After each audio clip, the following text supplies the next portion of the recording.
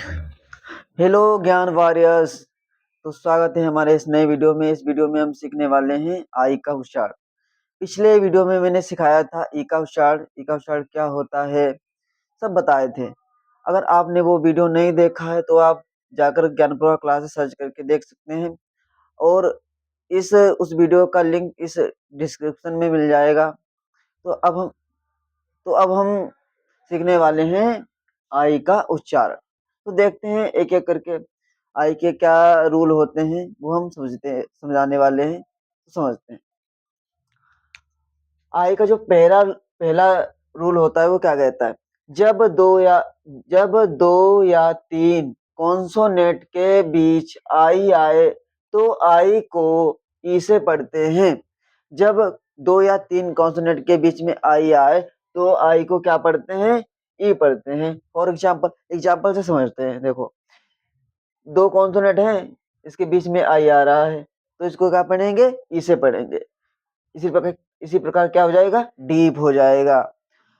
दूसरा देखिए, इसके दो या तीन कॉन्सोनेंट के बीच में आई आता है तो इसे ई से पढ़ते हैं। देखो इसमें इस बार दो आ रहे, डबल एल आ रहा है, इधर आ रहा है टी, इसके बीच में आ रही है आई, तो इसको क्या पढ़ेंगे, टिल पढ़ेंगे। इसी प्रकार देखो, यम, इसमें आई आ रहा है, यम, इधर भी एक कॉन्सोनेंट, इधर दो है एल के, इसके बीच में आ रहा है आई, तो इसको क्या पढ़ेंगे, इसको पढ़ेंगे मिल्क। समझ में आया। अब देखते हैं नेक्स्ट, दूसरा दूसरा अंग्रेजी का जो दूसरा रूल होता है वो क्या कहता है, पढ़ो ध्यान से पढ़ो पहले। जब किसी वर्ड में आई आए और आई के बाद एक कॉन्सोनेंट को छोड़कर ई आ, आए तो आई को आई से पढ़ते हैं। फॉर एग्जाम्पल देखो, तीसरा समझते हैं। जब किसी वर्ड, कोई वर्ड है, में आई आए और आई के बाद एक कॉन्सोनेंट को छोड़कर ई आए तो क्या पढ़ते हैं, आई को आई से पढ़ते हैं। जब कोई वर्ड है, आई के बाद में एक कॉन्सोनेंट छोड़ के ई आए तो इसको क्या पढ़ते हैं, तो इसको पढ़ते हैं आई। आई का उच्चारण करते हैं। देखो क्यों करते हैं, देखो समझते हैं इसे। देखो इसमें क्या है, आई आ रहा है, इसको एक कॉन्सोनेंट छोड़कर क्या आ रहा है, ई आ रहा है। अभी मैंने बताया, जब कोई वर्ड में, जो इंग्लिश का जो दूसरा रूल होता है कहता है, जब कोई वर्ड में आई के बाद एक कॉन्सोनेंट छोड़कर ई आए तो क्या होता है, उससे पढ़ते हैं आई से पढ़ते हैं, आई से पढ़ते हैं। देखो इसलिए इसमें के बाद में ई आ रहा है, आई के बाद एक कॉन्सोनेंट है, फिर आ रहा है ई आ रहा है, तो इसको क्या पढ़ेंगे, बाइक पढ़ेंगे। क्यों पढ़ेंगे, क्योंकि आई का उच्चारण आता है, मैंने भी बताया। देखो दूसरा एग्जाम्पल समझते हैं। देखो आई आ रहा है, इसमें भी एन आई आ रहा है, इनके बाद एन आई, ये आई आ रहा है, फिर एक कॉन्सोनेंट छूटा हुआ है। देखो इसके बीच में सी के बाद में ई आ रहा है, एक कॉन्सोनेंट के बाद में ई आ रहा है, तो इसको क्या पढ़ेंगे, नाइस पढ़ेंगे। क्यों पढ़े, क्योंकि रूल के हिसाब, रूल कहता है भाई, आई के बाद में एक कॉन्सोनेंट के छोड़कर ई आए तो क्या पढ़ते हैं, उसको पढ़ते हैं आई से उच्चारण करते हैं। तो एक कॉन्सोनेंट के आई आ रहा है, उसके बीच में एक कॉन्सोनेंट है, इसको छोड़ के, एक कॉन्सोनेंट छोड़ के आई ई आ रहा है, तो इसे हम पढ़ेंगे नाइस। इसी प्रकार देखो इसको भी पढ़ेंगे, इसमें एक कॉन्सोनेंट छोड़ के ई आ रहा है, ई आ रहा है, आई के बाद में कॉन्सोनेंट है, फिर उसके बाद में ई आ रहा है, तो उसको क्या पढ़ेंगे, बाइट पढ़ेंगे। समझ में आया, इतना समझ में आ रहा है, मजा आ रहा है, तो अच्छे तरीके से समझते रहिए। इसी प्रकार देखते हैं तीसरा जो रूल होता है वो क्या कहता है, जब किसी वर्ड के लास्ट में, कोई वर्ड है उसके लास्ट में आई ई आए तो आई ई को आए से पढ़ते हैं। जब कोई वर्ड होता है तो उसके आखिरी में क्या आता है, आई ई आता है, तो उसको क्या पढ़ते हैं, आई से पढ़ते हैं। फॉर एग्जाम्पल से समझते हैं।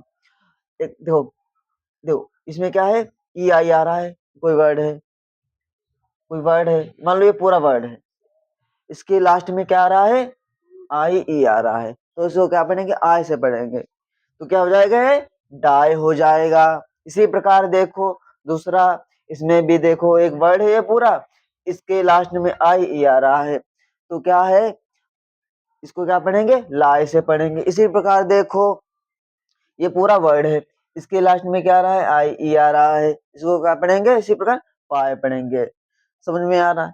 इसी प्रकार देखो जो इंग्लिश का जो चौथा रूल होता है, फोर रूल होता है, वो क्या कहता है, जब किसी वर्ड में आई के बाद कोई वर्ड है तो उसमें आई के बाद आर आए, आई के बाद कोई वर्ड है उसके बाद में अगर आर आता है, आई के बाद आर आता है तो आई को आ से पढ़ते हैं। देखो इसमें क्या है, एग्जाम्पल से समझते हैं। देखो इसमें क्या है, आई के बाद में आर आ रहा है इसमें, तो इसको अभी मैंने बताया है, अगर आई के बाद में आर आता है तो क्या पढ़ते हैं, उसके आ से पढ़ते हैं।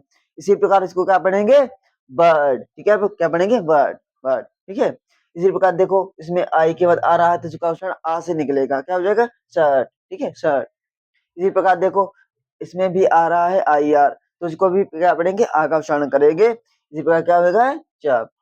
समझ में आया, इतना इतना क्लियर हुआ कि नहीं क्लियर हुआ? अगर इतना समझ में नहीं आ रहा है, अगर आपको कुछ इसमें कंफ्यूजन लग रहा है तो आप कमेंट करके बता सकते हैं, हम उसको दोबारा समझा देंगे। इसी प्रकार देखो इंग्लिश का जो पांचवा रूल होता है ई का, वो आई का, वो क्या कहता है, तो जब किसी वर्ड में आई के बाद आर ई आई, कोई वर्ड है इंग्लिश का कोई शब्द है, अगर आई के बाद आर ई आर आए तो आई को ऐसे पढ़ते हैं। कोई वर्ड आर आई के बाद आर ई आ रहा है तो उसको क्या पढ़ेंगे, ऐसे पढ़ेंगे। क्यों पढ़ेंगे, देखो इसमें क्या है, देखो एफ आई आर, आई के बाद में क्या आ रहा है, आर ई आ रहा है। देखो आ रहा है कि नहीं आ रहा है, आर ई आ रहा है, तो इसको क्या पढ़ेंगे, ऐसे पढ़ेंगे। क्या हो जाएगा, फायर। क्या हो जाएगा, फायर हो जाएगा। इसी प्रकार देखो दूसरा example, W I R E, इसमें भी आर ई आ रहा है, आई के बाद में आर ई आ रहा है, तो इसको क्या पढ़ेंगे, क्या पढ़ेंगे, वायर, वायर पढ़ेंगे। क्योंकि अभी मैंने बताया आई का उच्चारण होता है अगर आई के बाद में, अगर इसका जो पांचवा रूल हो कहता है अगर आई के बाद में आर ई आता है तो उसको ऐसे पढ़ते हैं। बस इतना मुझे याद रखना है। अगर कहीं आई के बाद आर आर ई दिख जाए तो कि उसको उसका उच्चारण हो जाता है, अय हो जाता है। इतना समझ लो तो आपको पढ़ने में, या कहीं इंग्लिश पढ़ते हो तो उच्चारण करते हो तो गलत नहीं पढ़ोगे। इसी प्रकार देखो तीसरा, इसमें भी आई ई आई आई आर ई आ रहा है, क्या आ रहा है, आई, इसमें आर ई आ रहा है कि नहीं आ रहा है, इसमें भी लास्ट में आर ई आ रहा है आई के बाद, तो इसको क्या पढ़ेंगे, टायर, टायर। इतना समझ में यार क्लियर हुआ, तो मैंने इतना समझाया। एक में इसमें भी समझाया मैंने, दो या तीन कॉन्सोनेंट के बीच आई आए तो आई को ई से पढ़ते हैं। इसमें मैंने समझाया जब किसी वर्ड में आई आए तो आई के बाद एक कॉन्सोनेंट को छोड़कर ई आए तो आई को आई से पढ़ते हैं। तो उन्होंने इतना मैंने क्लियर कराया, दो भी क्लियर कराया, तीन भी क्लियर कराया, चार भी क्लियर कराया, पांच भी क्लियर कराया। अब बढ़ते हैं छठवां रूल, जो इंग्लिश का आई का जो छठवां रूल होता है वो क्या कहता है, इसको हम रब कर देते हैं। तो मैंने एक से पांच तक जितने रूल होते हैं मैंने समझाए। अब हम समझने वाले हैं छठवां रूल क्या कहता है, इंग्लिश का जो आई का जो छठवां रूल होता है वो क्या कहता है, तो समझते हैं। जब किसी वर्ड में आई ई, कोई वर्ड है उसमें आई ई आए तो आई ई को ई से पढ़ते हैं। कोई वर्ड है उसमें अगर आई ई आ रहा है तो आई ई को क्या पढ़ेंगे, ई से पढ़ेंगे। क्यों पढ़ेंगे, देखो अंग्रेजी का रूल कहता है। अब इसका एग्जाम्पल समझते हैं, एग्जाम्पल क्या कहता है, एग्जाम्पल के द्वारा समझते हैं तो आसानी रहेगी, आसान से समझ सकते हैं। देखो इसमें आई ई आ रहा है, क्या कहता है, आई ई आ जाए तो इसको ई से पढ़ते हैं, तो इसको क्या पढ़ेंगे, फील्ड, फील्ड, क्योंकि ई आ रहा है, आई ई आ रहा है, इसमें पढ़ेंगे फील्ड हो जाएगा, आई ई आ रहा है। इसी प्रकार देखो इसमें भी आई ई आ रहा है तो इसको क्या हो जाएगा, सी, ई से पढ़ेंगे, सीधे क्या हो जाएगा, सीज, क्या हो जाएगा, सीज हो जाएगा। इसी प्रकार देखो इसमें भी आ रहा है आई ई, क्या हो जाएगा, बिलीव, क्या हो जाएगा, बिलीव हो जाएगा। समझ में आ रहा है भाई। इसी प्रकार सातवां रूल जो अंग्रेज इंग्लिश का जो आई का सातवां रूल होता है वो क्या कहता है, इसको समझते हैं। तो क्या कहता है, जब किसी वर्ड में, कोई वर्ड है, जब किसी वर्ड में आई के बाद जीएसटी आए तब भी आई को आई से पढ़ते हैं और जीएसटी हमेशा साइलेंट होता है। जब कोई वर्ड है अगर आई के बाद में जीएसटी आता है तो जीएसटी क्या होता है, साइलेंट हो जाता है और आई को आई से ही पढ़ते हैं। जब किसी वर्ड में आई के बाद जीएसटी आता है तो उसको आई से पढ़ते हैं और जीएसटी होता है वो साइलेंट हो जाता है। कन्फर्म हुआ, समझ में आ रहा है भाई। इसी प्रकार देखो इसका उदाहरण समझते हैं, उदाहरण के द्वारा समझो। देखो इसमें आई के बाद जीएसटी आ रहा है, तो इसको क्या पढ़ेंगे, फाइट, क्योंकि जीएच जो होता है, जो जीएच होता है वो हमेशा क्या होता है, साइलेंट हो जाता है। ठीक है, क्या हो जाएगा, फाइट हो जाएगा। इस प्रकार देखो, ठीक, इसी में डाल देते, ठीक, जीएसटी आ जाए, मतलब कि जीएसटी आ जाए, टी तो पढ़ेंगे, टी को तो पढ़ेंगे पर क्या करेंगे, जीएच को नहीं पढ़ेंगे, फाइट हो जाएगा। इसी प्रकार देखो, एल के बाद में, आई के बाद में जीएसटी आ रहा है तो उसको भी जीएच, जो जीएच होता है वो क्या होता है, वो साइलेंट हो जाता है। ठीक है, इसको साइलेंट हो जाएगा, क्या हो जाएगा, ये साइलेंट हो जाएगा। इसी प्रकार क्या पढ़ेंगे, लाइट पढ़ेंगे। इसी प्रकार देखो, इसमें भी आई के बाद जीएच आ रहा है कि नहीं, आए, आ रहा है, इसलिए क्या पढ़ेंगे, इसे राइट पढ़ेंगे, जीएसटी साइलेंट हो जाता है। और आई को आई से ही पढ़ते हैं, राइट। इसी प्रकार देखते हैं जो इंग्लिश का जो 8वां रूल होता है, ई का, आई का, वो क्या कहता है, सुनते हैं। जब आई के बाद आई डी, एल डी या एन डी आए, तब भी आई को आई से पढ़ते हैं। तो क्यों, किस प्रकार पढ़ते हैं, देखो इसमें क्या, एन डी के बाद में आई आ रहा है, मतलब ये पहले क्या आ रहा है, आई एन डी आ रहा है, इसलिए क्या पढ़ेंगे, इसे माइंड पढ़ेंगे। इसमें क्या कर रहा है, देखो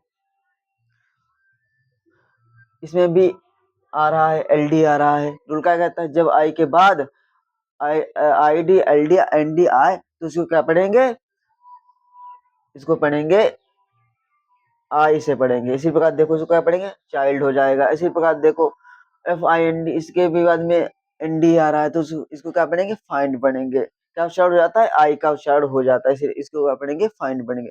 इसी प्रकार देखो, इंग्लिश का जो 9वां रूल होता है वो क्या कहता है, तो ध्यान से पढ़ते हैं। जब किसी वर्ड के लास्ट में टी आई ओ एन या एस आई ओ एन आए, आई को आ से पढ़ते हैं। जगह अगर आपको कोई वर्ड में टी आई ओ एन या एस आई ओ एन आए तो उसको क्या पढ़ेंगे, आई को जो क्या पढ़ेंगे, आ से पढ़ते हैं। क्यों पढ़ते हैं, देखो इसमें, इसमें आ रहा है, देखो टी आई ओ एन आ रहा है तो इसमें क्या होगा, अगर एक बात और भी जान लो, अगर टी आई ओ एन आ रहा है तो इसको हमेशा उच्चारण सा से होता है। क्या होता है, सा से होता है। पर इसमें क्या है, इसमें आ का उच्चारण निकल रहा है, आ सा, आ निकल रहा है, इसलिए सा का उच्चारण होता है। तो क्या होगा, यहाँ पे हो जाएगा अटेंशन।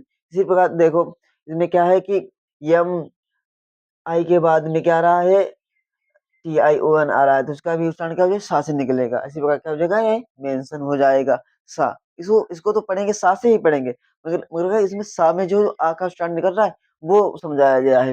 अगर इसको टी आई ओ एन कहीं दिख जाए तो उसको हम सा से ही पढ़ेंगे, टी आई ओ एन हो जाए तो सन पढ़ेंगे। इसी प्रकार देखो, मेंशन, इसी प्रकार देखो, पेंशन, इसमें एस आई ओ एन आ रहा है, इसमें एस आई ओ एन दिख जाए फिर भी इसको क्या पढ़ेंगे, पेंशन पढ़ेंगे। इसमें आ का उच्चारण सा में, सा में आ का उच्चारण निकल रहा है, इसलिए क्या हो जाएगा, पेंशन हो जाएगा। अगर विस्तार से, अगर दूसरे तरीके से समझे, इसे क्या, पेंसियन हो जाएगा, पेंसियन हो जाएगा, मगर क्या है, ये जो आई का उच्चारण होता है आ से होता है, इसलिए पेंशन होगा। क्या होगा, पेंशन होगा। समझ में आया इतना। आशा करता हूँ कि आपको अच्छी तरीके से समझ में आए होंगे। अगर नहीं समझ में आए हैं तो आप बता सकते हैं कमेंट में, मैं अच्छी तरीके से समझा दूंगा। मिलते हैं नेक्स्ट वीडियो में, तब तक के लिए खुश रहिए और अच्छे तरीके से पढ़ाई करिए मन लगा करके। और कोई बात आपको समझ में नहीं आती, कोई डाउट होता है तो आप पूछ लीजिए। और अगर आपको अंग्रेजी सीखनी है तो आप ज्ञान प्रवाह क्लास पे आकर अंग्रेजी आराम से सीख सकते हैं। ऑफलाइन तक ऑनलाइन आप अंग्रेजी सीख सकते हैं। ऑनलाइन आप यूट्यूब चैनल मेरा देख सकते हैं, ज्ञान प्रवाह क्लासेस। और ऑफलाइन के लिए मजरेते में कोचिंग सेंटर खुला हुआ है ऑफलाइन, वहां आकर के पढ़ सकते हैं। मिलते हैं नेक्स्ट वीडियो के लिए, तब तक के लिए जय हिंद, नमस्कार, राम राम।